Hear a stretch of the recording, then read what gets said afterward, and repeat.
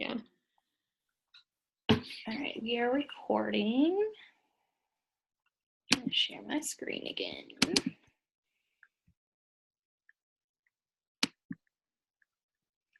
All right, so we did charismatic leadership and transformational leadership. I covered the definition, background, and some traits of charismatic leadership. I don't feel like the book gave a very good standard definition for charismatic leadership, so I did a little research on my own. I looked up the definitions for charisma, charismatic, and leadership. These are all terms that have very broad and general definitions and have multiple definitions depending on who you ask. Charisma is a spiritual power or personal quality that gives an individual influence of authority over large numbers of people.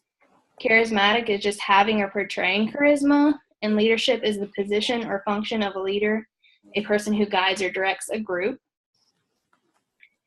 Therefore, I came up with my own kind of general definition of what I feel charismatic leadership is, which is when a leader uses unique or extraordinary personal qualities to lead, influence, and provide authority over a large number of people.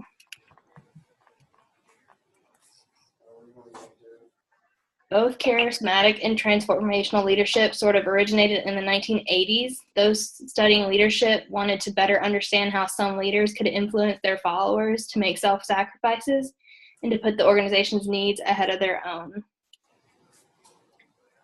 Max Weber had one of the original theories on charismatic leadership. He believed that charismatic leadership often took place in times of crisis, where a leader would emerge with a radical vision.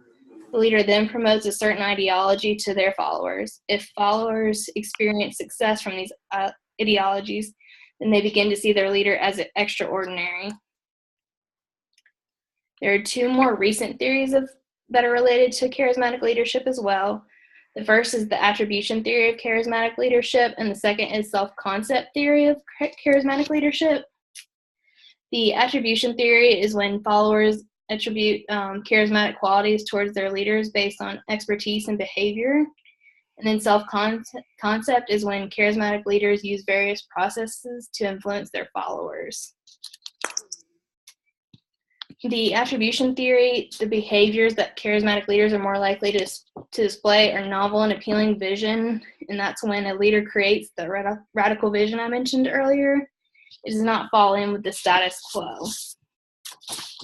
Charismatic leaders are more likely to appeal to their followers by playing on their emotions and values, and they will also use innovative strategies which appear successful to impress their followers.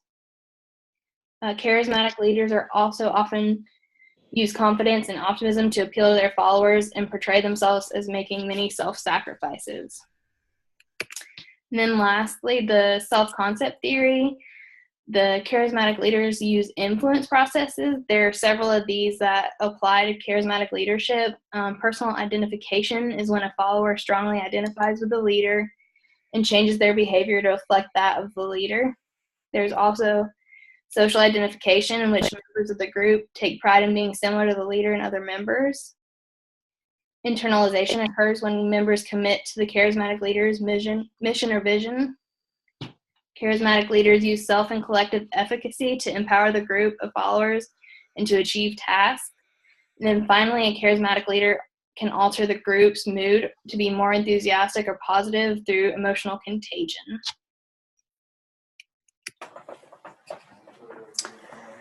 Throughout history, there have been many charismatic leaders. Some of the best leaders in history were considered charismatic leaders who influenced and were committed to their cause. There have been many bad leaders as well who share the same charismatic leadership traits. Charismatic leader fun facts. Most charismatic leaders are self-confident, novel, and have an appealing vision. They remain optimistic. They're willing to self-sacrifice for their greater good, and they're committed to their cause at any cost. Dr. Martin Luther King is a great example of a charismatic leader. He was born on January 15th, 1929. His civil rights career began with leading the bus boycott that Rosa Parks was arrested for in Montgomery, Alabama. Dr. King's speeches were powerful and emotional that instilled belief in peaceful protest and delivered energy towards his civil rights movement. Mother Teresa is another charismatic leader. She was born in Yugoslavia in 1910, where she joined the Sisters of Laredo when she was 18. In 1929, she moved to India, and in 1949, she pursued her calling and founded the Missionaries of Charity to live and serve in Calcutta. Through the 50s and 60s, she established a leper colony, an orphanage, nursing home, family clinics, and a string mobile clinics. By 1997, Missionaries of Charity had 4,000 sisters with 610 foundations in 123 countries. Her aspiring devout persona and devotion to a singular cause make her a charismatic leader. George Washington was the founder of this country. As a visionary leader, he developed an organization with a culture which achieved the goal and won the war on independence. As a visionary leader, Washington also attracted both military and civilians to follow him to victory. He excelled equally in maintaining coherence between long-term goals and specific current actions. Adolf Hitler was also considered a charismatic leader. During World War II, Hitler voluntarily enrolled in the German army, and his experience greatly shaped the political ideas he later formed and the outcome of World War II and the humiliation of Germany.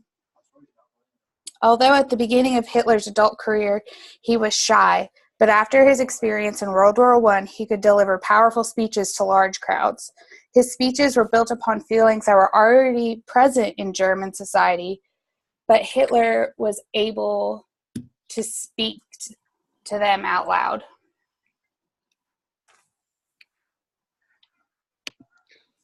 So we're going to move ahead now into transformational leadership. And in this section of the presentation, we'll first look at ways that transformational leadership is distinct from charismatic.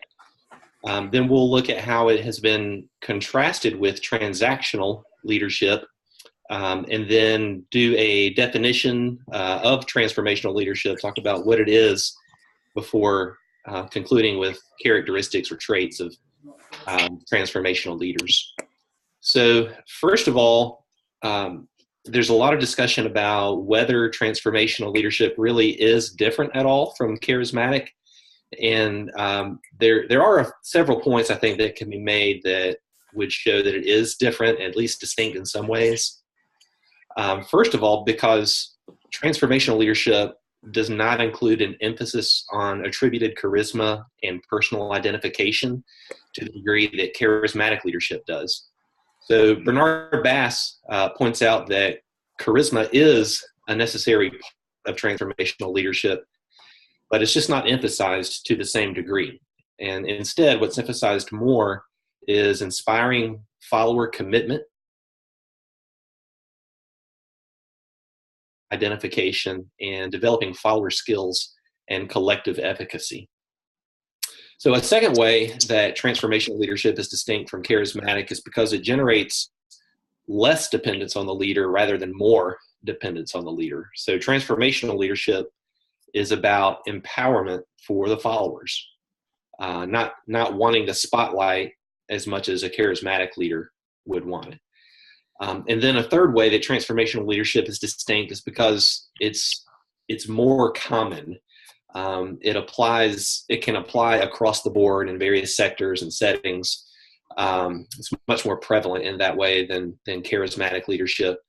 Also, it's less dependent upon facilitating conditions. So like Melody was describing, and Lindsay, how there's certain settings in which a charismatic leader might emerge and hit the scene and really be praised.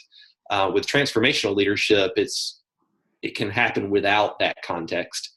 And then lastly, it's less polarizing than charismatic leadership often is. So I mentioned we also want to just give a little bit of thought to how transformational leadership is contrasted with transactional leadership. And one of the ways is by the effect of the leader on the followers. So with transformational leadership, followers end up with very positive feelings toward the leader. They have trust, they have admiration, loyalty, and respect for him or her. They're motivated to do more than they were originally expecting to do, and that's because they're empowered. Another way that transformational leadership is contrasted with transactional is by the motivating behaviors of the leader. So transformational leadership features inspirational motivation with an appealing vision, whereas transactional leadership seeks to motivate simply by clarifying how to get the rewards and how to avoid punishment or consequences. So that early on, as detailed studies of transformational leadership were emerging, this contrast was pivotal, leading the way into the study of transformational leadership. So what is it? Let's define it as other writers have done. Kouzes and Posner have described it by saying it's a model that encourages leaders to raise one another to higher levels of motivation and morality.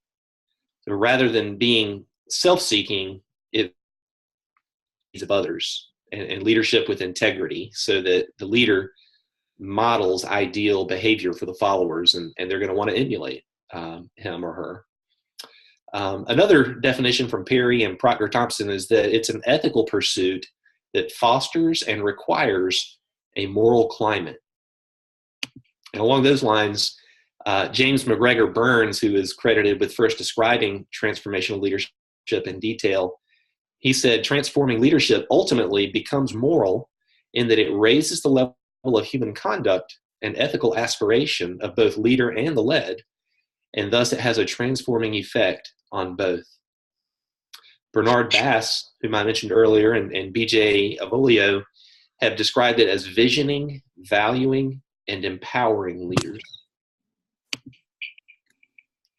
So 4 key tenets of transformational leadership that we need to take into consideration here. Number 1 is idealized influence. That is behavior that arouses strong emotions from followers and identification with a leader. So idealized influence is 1. Number 2, inspirational motivation, communicating with an appealing vision, using symbols to focus followers' efforts, and modeling appropriate behavior as well so that others can emulate it. Number 3, intellectual stimulation. So transformational leadership includes behavior that will increase follower awareness of problems and influence them to view problems from a new perspective. And then last, 4th, individualized consideration. So there really is more of a one-on-one relational component to transformational leadership that's characterized by providing support, encouragement, and coaching to followers. So the last thing we'll say here is just about transformational leaders themselves. They're charismatic people, and they often serve as an ideal for other members of their organization. They inspire and motivate their followers. They provide intellectual stimulation, and they pay considerate attention to their followers' needs. So like we said a moment ago, it's very tailored in these relationships, such that one size doesn't fit all. It seeks to identify strengths and weaknesses and base the leadership on those variations within followers.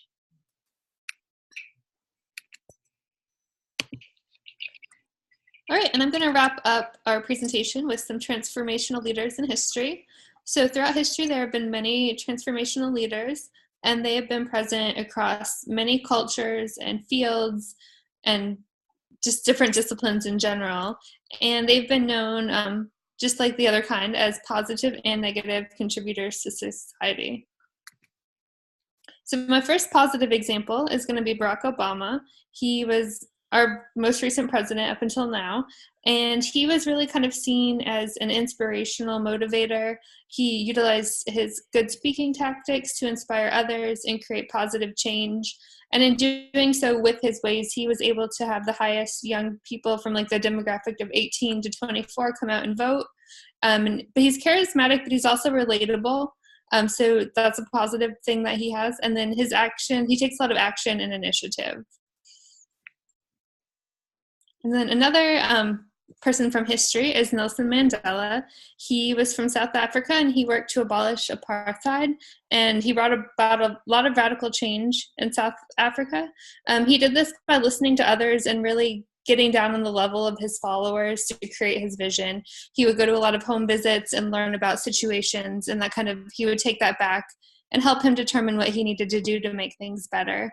So he led by example in getting to know others. And then from Amazon, we have the CEO. And in doing my research, I found a lot of really interesting stuff about him. He's currently viewed as the best living transformational leader out there right now. And that has a lot to do with all of the growth that Amazon has had in recent years and their really good performance. People, I don't think, had that high of expectations for Amazon, but they got in there. And through his work with all of his employees, he's just really done a lot of great things for the organization. And Jeff has received countless accolades, and he's always winning awards for his work with others. And then going along to have a negative, we have Kim Jong-il, and he was the dictator of North Korea, and he followed in his father's footsteps of being the dictator there. And he actually used transformational leadership for personal gains and kind of took the country in a very negative direction to make himself look better. So he used his power to influence his country in a very negative way. He would tell people that the rest of the world is evil and really isolated the country of North Korea through his power. And then I've got a fun little video about transformational leadership, but we'll let you all determine if it's transformational or charismatic leadership happening here.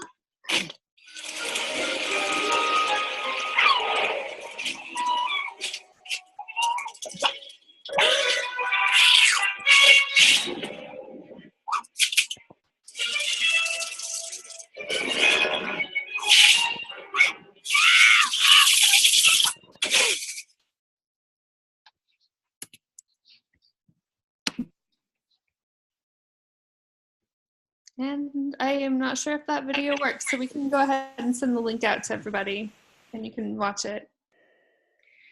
All right, and that is our presentation.